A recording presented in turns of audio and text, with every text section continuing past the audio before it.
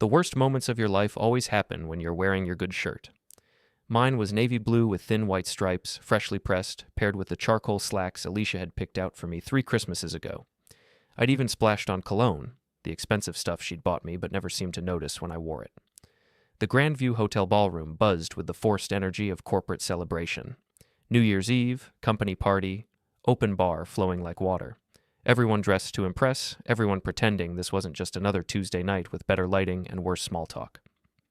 "Greg, try to mingle tonight," Alicia had said in the car, checking her lipstick in the visor mirror for the 3rd time. "And don't do that thing where you hover near the appetizer table all night." "What thing?" "You know what thing. The antisocial thing. I'm up for regional director and appearances matter." Appearances. Everything with my wife came down to appearances these days. How we looked walking into restaurants, how our house appeared to neighbors, how successful we seemed on social media. When had love become a performance review? The moment we walked through those ballroom doors, Alicia transformed. Her smile brightened, her posture straightened, and she immediately spotted the cluster of executives near the bar. Without a word, she drifted away from me like smoke, leaving me standing alone by the coat check with the lingering scent of her perfume. I grabbed a beer and found my usual spot, not by the appetizers, smartass, near the windows overlooking downtown. The city sparkled below, tiny lights promising excitement I'd never quite managed to find. 43 years old, married 15 years, and I still felt like I was waiting for my real life to begin. "Greg Foster, right? IT department?" I turned to find Marcus Chen from accounting, a guy I'd helped with computer problems a dozen times but had never really talked to outside of work. "That's me, enjoying the party?" Marcus glanced around the room. "My wife dragged me here, said I needed to network. Apparently drinking alone at home doesn't count as professional development." I laughed, the first genuine emotion I'd felt all evening. "Tell me about it. Mine's over there working the room like she's running for mayor." We both looked toward Alicia, who was now deep in conversation with 3 senior partners, her laugh carrying across the room with that musical quality she reserved for important people. She never laughed like that with me anymore. "Is that her sister?" Marcus nodded toward a woman in a red dress standing near the dance floor. "Emma. I'd forgotten she was coming tonight." Alicia's younger sister, visiting from Portland for the holidays. 29 years old, freelance graphic designer, everything Alicia used to be before ambition hardened her edges. Emma had arrived at our house that morning with a suitcase and a smile, the kind of woman who made rooms feel warmer just by walking into them. "Yeah, that's Emma. She's staying with us through New Year's." "She's beautiful." She was. Stunning, actually, in a way that made you forget what you were saying mid-sentence. Long dark hair, green eyes, and a smile that reached all the way to her soul. But she was my sister-in-law, so I'd trained myself not to notice these things. Mostly. The DJ announced the first slow song of the evening, something romantic and sappy that made couples across the room drift toward each other like magnets. I watched husbands extend their hands to wives, boyfriends pull girlfriends close, everyone moving in that ancient dance of connection. I finished my beer and walked toward Alicia. She was still talking to the executives, her hands gesturing animatedly as she described some project I'd heard her practice in the mirror that morning. I waited for a pause in the conversation, then gently touched her elbow. "Dance with me?" She turned, and for a split second, I saw something flicker across her face. Annoyance? Embarrassment? Then she stepped back, creating distance between us. "I'm in the middle of something important, Greg. It's just one dance. The song just started." I said I'm busy. I reached for her hand anyway, the way I had 1,000 times before, the way husbands do when they want to hold their wives. But instead of taking my hand, she pushed me away, hard. "Don't touch me." Her voice cut through the music and conversation like a knife. "I don't want to look settled." The words hit me like a physical blow. Around us, conversation stopped. Heads turned. The executives she'd been impressing suddenly found their drinks fascinating. The music kept playing, but we'd become the show everyone was watching instead. I stood there, hands still extended, feeling heat creep up my neck. Alicia's face was flushed, but not with embarrassment, with irritation that I'd interrupted her networking. She turned back to the executives as if nothing had happened, as if she hadn't just publicly rejected her husband of 15 years on a dance floor. "So sorry about that," I heard her say with a forced laugh. "Where were we?" I backed away, bumping into someone behind me. "Excuse me," I mumbled, then turned to find Emma standing there, her green eyes wide with something that looked like sympathy mixed with shock. "Need company?" she asked softly, her voice barely audible over the music. I looked at her, really looked at her, for the first time all evening. The red dress hugged her curves perfectly, her hair fell in soft waves around her shoulders, and her eyes held a warmth that I'd forgotten existed in the world. "Actually, yes," I said, surprised by the steadiness of my own voice. "Want to dance?" Emma smiled and took my hand. Her fingers were warm, soft, real. She led me onto the dance floor, and suddenly the humiliation of 30 seconds ago began to fade. We found a spot near the center, away from the executives, away from Alicia, away from everyone who'd witnessed my public rejection. Emma moved into my arms naturally, her hand resting on my shoulder, her body close enough that I could smell her perfume, something light and floral that didn't scream, "Look at me," like Alicia's signature scent. "I'm sorry about that," she said as we began to move together. "That was cruel. She's under a lot of pressure at work. That's not an excuse." We danced in silence for a moment. Emma was a good dancer, better than Alicia, who always made dancing feel like a performance. With Emma, it felt like a conversation, a gentle back and forth that required no words. "You're a good dancer," I said. "You sound surprised." "I am, actually. Most people our age just kind of sway and hope for the best." She laughed, and the sound made something tight in my chest loosen. "Our age? I'm 29, not 90. "Right, sorry. I forget I'm the old man in this scenario. 43 isn't old, it's experienced. There's a difference." I glanced over Emma's shoulder and saw Alicia watching us from across the room. Her conversation with the executives had clearly ended, and her face was a mask of barely controlled fury. Good. Let her feel what rejection looked like from the other side. The song ended, but neither Emma nor I moved to leave the dance floor. The DJ seamlessly transitioned into another slow song, and we kept dancing. Emma's hand slipped from my shoulder to rest against my chest, and I could feel my heart beating against her palm. "Your wife is staring at us," she said. "Let her stare. This might cause problems for you at home." I thought about that for a moment. Alicia and I barely spoke anymore except about schedules and bills. We hadn't made love in 3 months. We slept on opposite sides of our king-size bed like strangers sharing a hotel room. What exactly was I protecting? "I think those problems already exist," I said. Emma looked up at me, and something passed between us. An understanding, a recognition, a possibility that made my pulse quicken. We were crossing a line, and we both knew it. The question was whether we cared enough to stop. The second song ended, and this time we did step apart. But Emma didn't leave. She stayed close, her hand still in mine, as the DJ announced a brief break. "Want to get a drink?" she asked. "I'd like that." We walked to the bar together, and I felt eyes following us. Office gossip was already forming, whispered conversations that would follow me to work on Monday. But for the first time in years, I didn't care what people thought. Emma ordered a glass of wine, I got another beer, and we found a quiet corner away from the crowd. Up close, she was even more beautiful. Laugh lines around her eyes, a small scar on her chin that somehow made her more real, not less. "So," she said, taking a sip of wine, "tell me about Greg Foster when he's not being publicly humiliated by his wife." Not much to tell. I manage IT projects, fix other people's computer problems, and apparently hover near appetizer tables at parties. That's what you do, not who you are. Maybe they're the same thing. I doubt that. She studied my face with the intensity of someone reading a map. "You have kind eyes. And you're funny, even when you're trying not to be. Those aren't job skills. What about you, besides being a graphic designer who rescues rejected husbands at parties?" She laughed again, and I realized I was becoming addicted to that sound. "I design websites mostly. Small businesses, local nonprofits. Nothing glamorous, but I like helping people tell their stories." That sounds more meaningful than debugging software. Every job has meaning if you find the right perspective. We talked for 20 minutes, easy conversation that flowed like water. Emma was smart, funny, and genuinely interested in what I had to say. When was the last time someone had listened to me, really listened, without checking their phone or looking over my shoulder for someone more important? The DJ announced the last slow song before the countdown to midnight. Emma set down her wine glass and looked at me expectantly. "One more dance?" This time I didn't hesitate. "Absolutely." We returned to the dance floor, and I pulled her closer than before. She didn't resist. Her body fit against mine perfectly, her head resting against my shoulder, her breath warm against my neck. I closed my eyes and let myself get lost in the moment. The music, the wine on her breath, the feeling of being wanted by someone beautiful. "Greg!" Alicia's voice cut through the music like a blade. I opened my eyes to find her standing next to us, her face tight with anger. "What are you doing?" Her voice was controlled but dangerous, the tone she used when she was furious but trying not to make a scene. Emma lifted her head from my shoulder but didn't step away from me. Dancing with someone who wants to be touched. The words hung in the air like a challenge. Alicia's face went pale, then red. He's my husband. Who you pushed away in front of half your office, Emma replied calmly. You said you didn't want to look settled. Well, congratulations. You don't. I said nothing.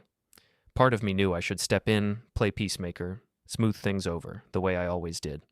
But a larger part of me was enjoying watching Alicia squirm for once. Let her feel what it was like to be publicly embarrassed.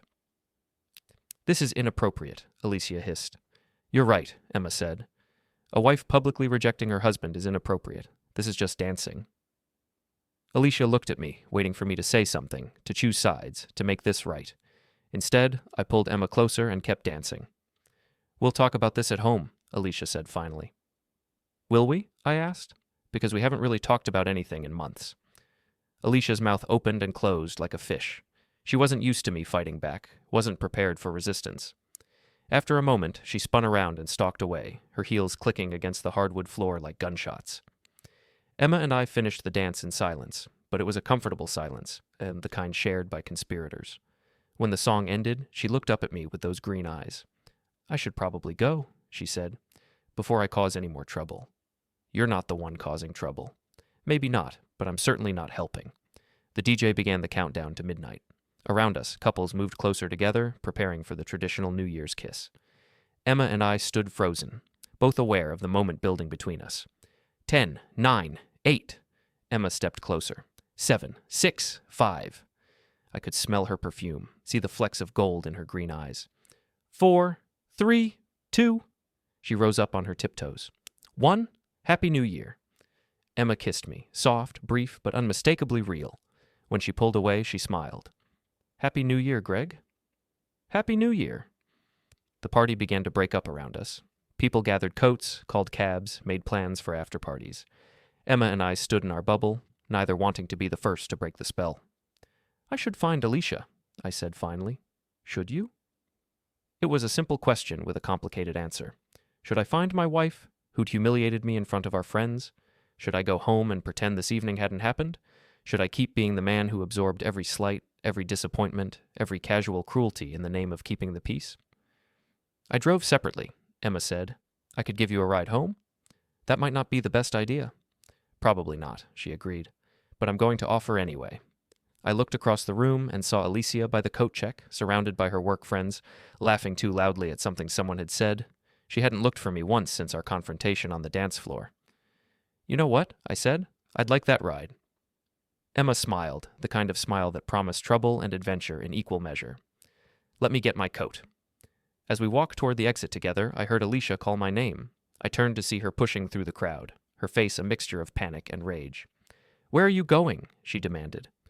Home, I said simply. With her? You made it pretty clear you didn't want to be seen with me tonight. That's not... I didn't mean... Alicia struggled for words, suddenly aware that half her office was watching this latest drama unfold. You didn't want to look settled, I said, loud enough for everyone to hear. Mission accomplished. Emma took my arm, and together we walked out into the cold December night. Behind us, I could hear Alicia calling my name, but I didn't turn around.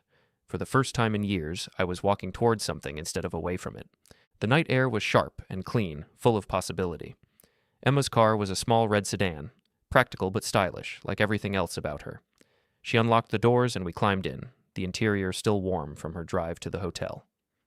Where to? She asked, starting the engine. I gave her my address and she pulled out of the parking lot. Through the windshield, I could see Alicia standing in the hotel entrance, watching us drive away. She looked small and alone under the bright lights, and for a moment I almost felt sorry for her. Almost. I woke up alone in my guest bedroom, sunlight streaming through unfamiliar curtains. For a moment, I couldn't remember why I wasn't in my usual bed. Then the previous night came flooding back. The party, the rejection, the dance, the kiss. Emma. I'd slept in the guest room to avoid the inevitable confrontation with Alicia, but I could hear her moving around downstairs, the aggressive clatter of dishes, the slam of cabinet doors, the kind of noise people make when they're furious but trying to maintain plausible deniability. My phone buzzed on the nightstand. 17 missed calls from Alicia. 12 from numbers I didn't recognize, and 43 text messages. The first few were from my wife, progressing from confused to angry to threatening. The rest were from coworkers, friends, and people I barely knew, all asking variations of the same question. Dude, did you really leave your wife for her sister? Social media had done what social media does best, turned a private moment into public entertainment. Someone had filmed Alicia pushing me away, someone else had captured Emma and me dancing, and a third person had gotten video of us leaving together. The clips were already making rounds on Facebook, Instagram, and TikTok with captions like, "When your sister-in-law shows you what you're missing," and "Plot twist of the year." I was a meme. At 43 years old, I'd become internet famous for getting rejected by my own wife. The guest room door opened without a knock. Alicia stood in the doorway wearing her silk robe, the expensive one that made her look like a movie star but felt cold against your skin. Her hair was perfect despite the early hour, her makeup already applied. Even in crisis, she maintained appearances. "We need to talk," she said. "Good morning to you too." "Don't be cute, Greg. Do you have any idea what you've done?" I sat up in bed, suddenly tired of her tone. "What I've done? I danced with your sister after you publicly humiliated me. I think you might have the cause and effect backwards. You left with her. You left your wife at a company party and drove away with another woman. My coworkers are asking if we're getting divorced. Are we?" The question hung between us like smoke. Alicia's face went through several expressions: surprise, anger, calculation, fear. She wasn't used to me asking direct questions about our relationship. I was usually content to let problems fester rather than confront them. "Is that what you want?" she asked finally.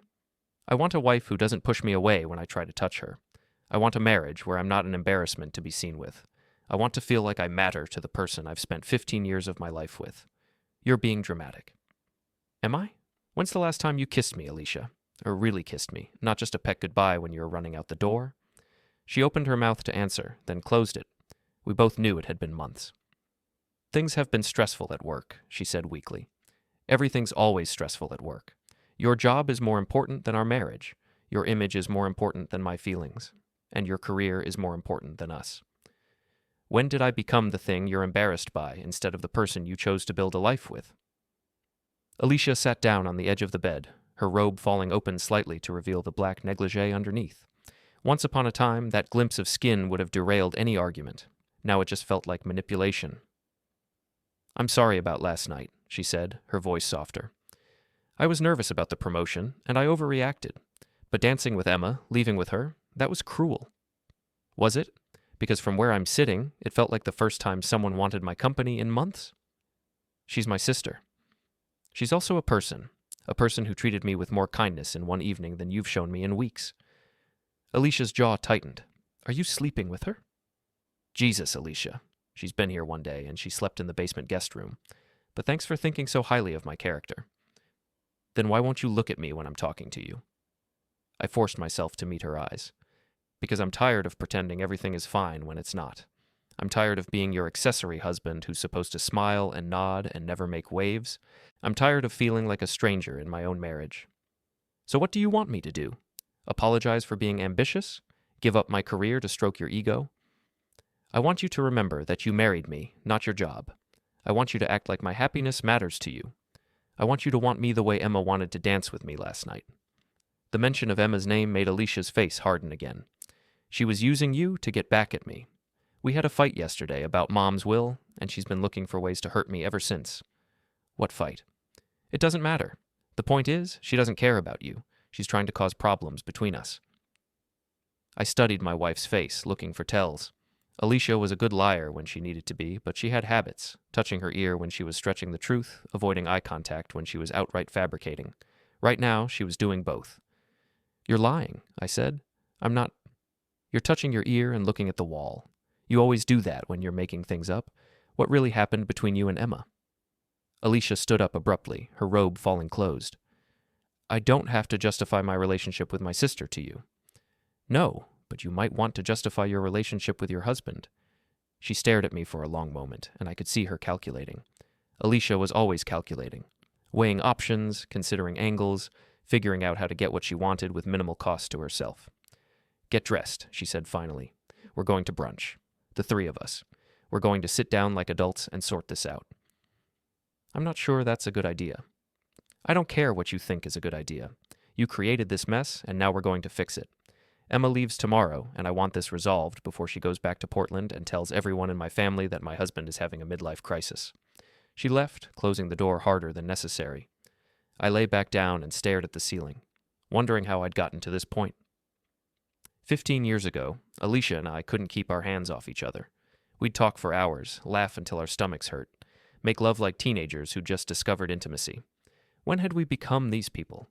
Strangers who communicated through ultimatums and accusations? My phone buzzed again. This time it was a text from an unknown number. "This is Emma. Got your number from Alicia's phone. Are you okay?" I stared at the message for a long time before responding, "Surviving." "You?" "Same. Alicia wants to have brunch. Fair warning, she's planning something." "What kind of something?"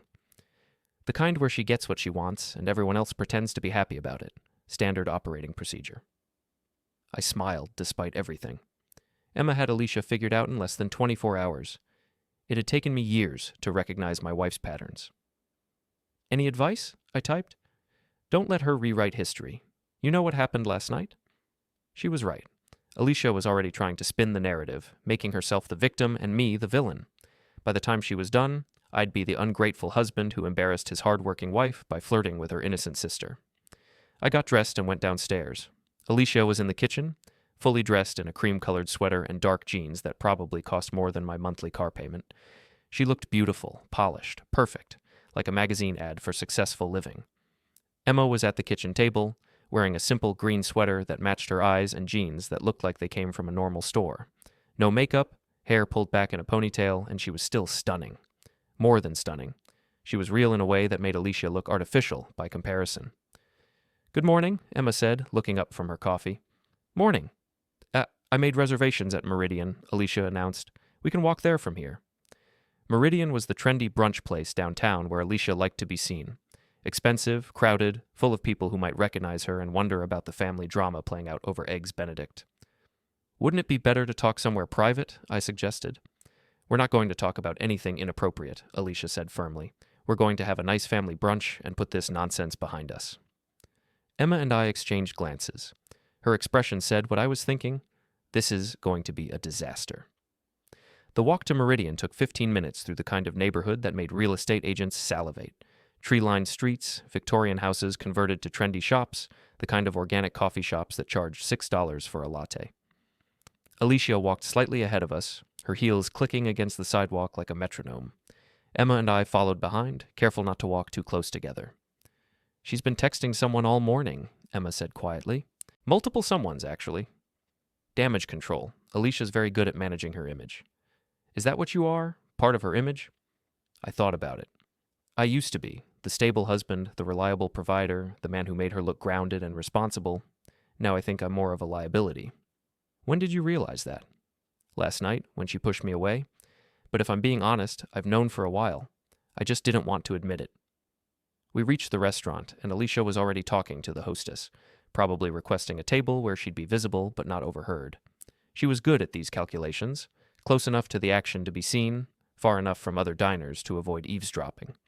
The hostess led us to a corner table with a view of the street. Alicia sat with her back to the wall, a position that let her see the entire restaurant.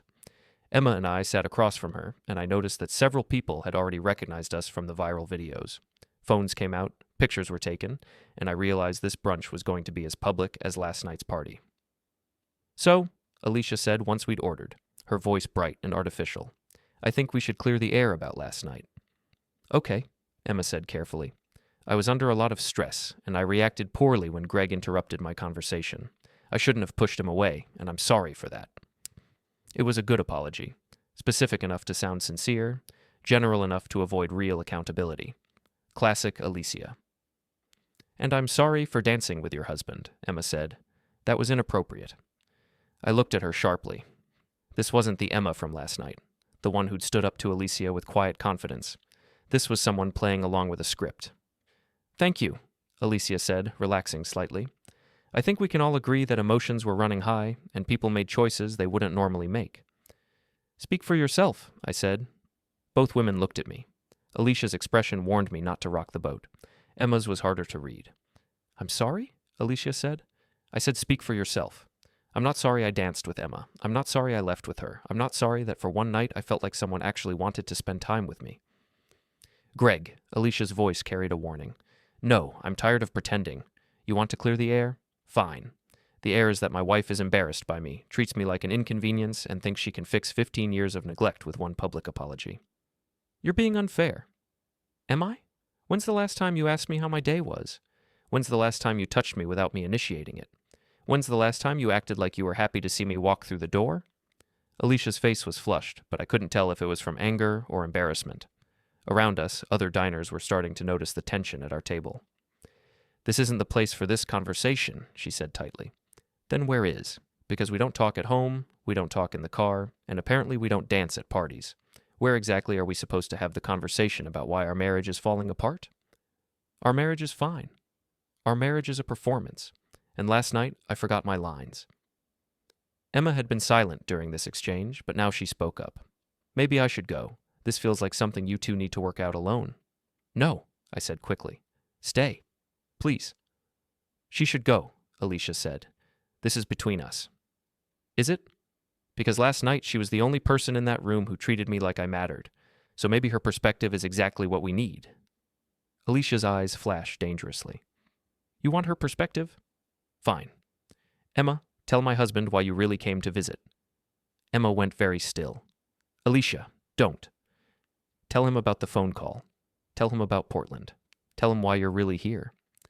I looked between the two women, sensing undercurrents I didn't understand. What phone call? Emma was staring at her coffee cup like it held the secrets of the universe. It's not important. Of course it's important, Alicia said sweetly. Emma lost her job 3 weeks ago. She's been calling everyone in the family asking for money. She came here because she's broke and desperate, not because she wanted to see us. The words hit Emma like a physical blow. Her face went pale, and I could see her hands trembling slightly. That's enough, I said. Is it? Because I think my husband should know when someone is using him. Using me for what? A dance? A conversation? The basic human decency you forgot how to show? She kissed you. Because I wanted her to. The admission hung in the air between us. Alicia's face went through several expressions before settling on cold fury. I see, she said quietly. Do you? Because I don't think you see anything. I don't think you've really looked at me in years. I stood up, pulling out my wallet. Emma, would you like to get out of here?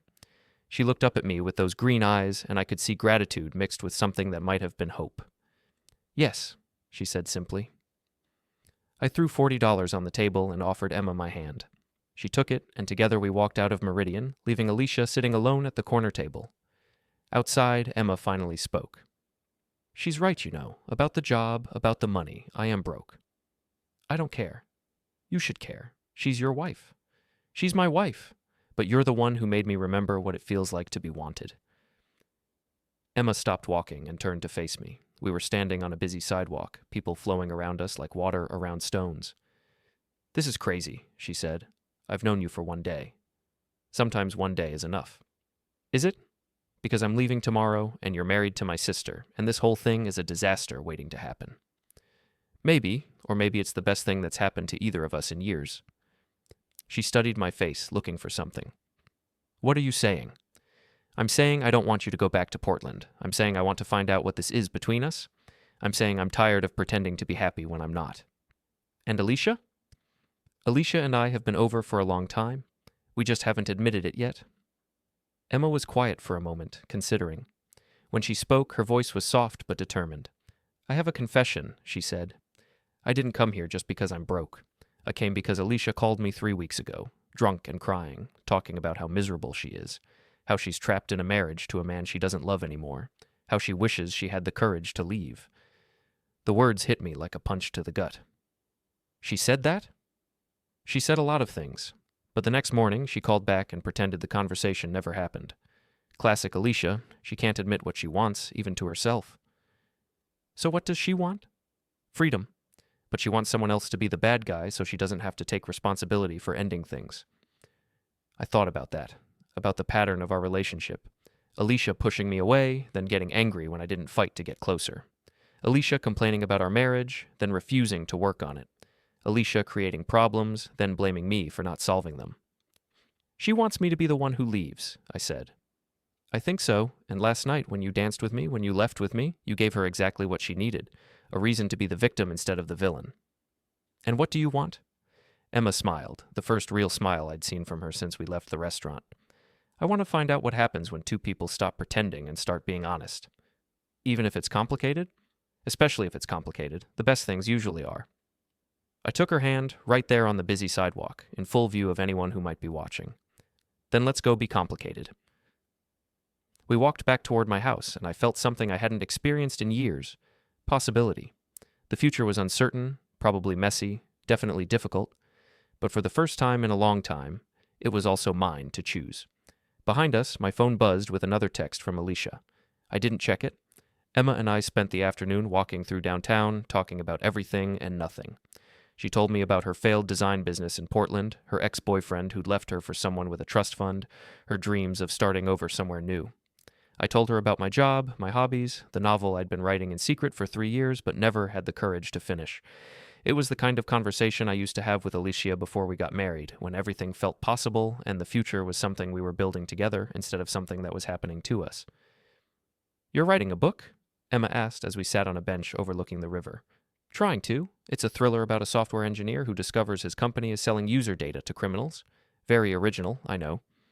It sounds interesting. Can I read it sometime? It's not very good. Let me be the judge of that. When was the last time someone had shown genuine interest in my writing? Alicia knew about the book, but had never asked to read it, never asked what it was about, never even asked how it was going. It was just another one of Greg's little hobbies, like my photography or my guitar playing, things that filled time but didn't matter. I'd like that, I said. My phone rang.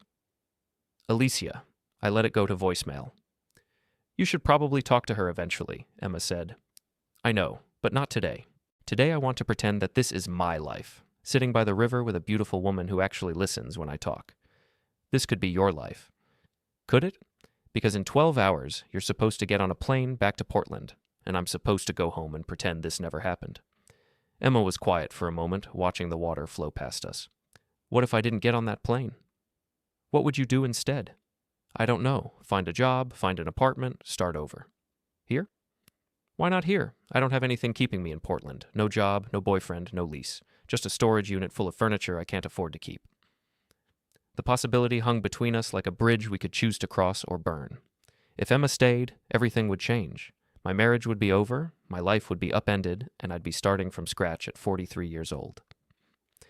That's a big decision to make based on one day, I said. Sometimes one day is all you need. Sometimes you meet someone and you just know. Know what? That they're going to matter, that they're going to change everything. I looked at her sitting there in the afternoon sunlight, her hair catching the breeze, her green eyes serious and hopeful. She was right. I did know. I'd known it the moment she asked if I needed company, known it when we danced, known it when she kissed me at midnight. Stay, I said. Just like that? Just like that. Stay, and let's see what happens. She smiled, and I felt something shift inside me. A door opening, a weight lifting, a future becoming possible. Okay, she said. I'll stay. We walked home as the sun was setting, and I felt like a different person than the man who'd woken up that morning. Everything looked different. The familiar street seemed full of possibility. The evening air felt charged with potential, and the woman walking beside me made me remember what it felt like to be alive. The house was dark when we got there. Alicia's car was gone, and there was a note on the kitchen counter. Gone to my mother's. We'll talk when I get back. Don't do anything else stupid. A. Subtle, Emma said, reading over my shoulder. She's probably calling reinforcements. Her mother, her friends, maybe a lawyer. Are you worried? Terrified, I admitted, but also relieved. I've been walking on eggshells for so long, I'd forgotten what it felt like to just be myself. Emma moved closer, close enough that I could smell her perfume, feel the warmth of her body. And who is yourself? I'm not sure yet, but I think I'm about to find out. She kissed me then, right there in my kitchen, with Alicia's note still in my hand. It was different from the midnight kiss. Deeper, more intentional, full of promise instead of possibility. When we broke apart, we were both breathing hard. I should probably sleep in the guest room again tonight, she said. Probably. To avoid complications. Right. Complications. Neither of us moved. The space between us felt electric, charged with want and possibility, and the kind of tension that makes smart people do stupid things. "Emma," I said, I know this is crazy and fast and probably a mistake." "Is it, though? A mistake?" She considered the question seriously. "Ask me tomorrow." "What if tomorrow never comes?" "Then we'll deal with that too." I made dinner while Emma called the airline to cancel her flight. Pasta with marinara sauce, nothing fancy, but we ate it like it was a feast. Everything tasted better, felt more significant, mattered more when shared with someone who wanted to be there. After dinner, we sat on the couch, and I showed her the first chapter of my book on my laptop. She read it carefully, seriously, making little noises of approval that made my chest tight with something that might have been hope. "This is really good," she said when she finished. "You're just being nice." "I'm not. I mean, it needs work, but the voice is strong and the premise is compelling. Have you shown it to anyone else?" Alicia read the first page once. She said it was interesting in that tone people use when they mean the opposite. "Well, Alicia is an idiot," I laughed, surprised by the casual cruelty of it. "She's not an idiot. She's just focused on other things." "Like what?" "Her career, her image, her 5-year plan. She has everything mapped out.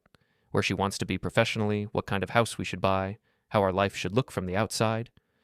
"What about how it should feel from the inside?" "That's not really her concern." Emma closed the laptop and turned to face me. "Can I ask you something? And will you give me an honest answer?" "Sure." "When's the last time you were happy? Really, genuinely happy?" I thought about it. "Yesterday, dancing with you. Before that." I thought harder. "I honestly can't remember. Isn't that pathetic? I'm 43 years old, and I can't remember the last time I felt genuinely happy before yesterday." "It's not pathetic. It's sad. But it's not your fault." "Isn't it? I chose this life. I chose Alicia. Chose to stay in a marriage that wasn't working. Chose to accept less than I wanted because it was easier than fighting for more. You chose based on the information you had at the time. People change. Relationships evolve. Sometimes they evolve in directions you didn't expect. Is that what happened with your ex?" "Partly, but mostly, he found someone who could give him things I couldn't. Financial security, social connections, a trust fund. I was broke and struggling, and he decided he wanted someone who wasn't." "His loss?" "That's what I tell myself, but it still hurt." "How long were you together?" 3 years. I thought we were building something together, but apparently he was just waiting for something better to come along." "I'm sorry." "Don't be. If he hadn't left, I wouldn't be here, and being here feels like exactly where I'm supposed to be."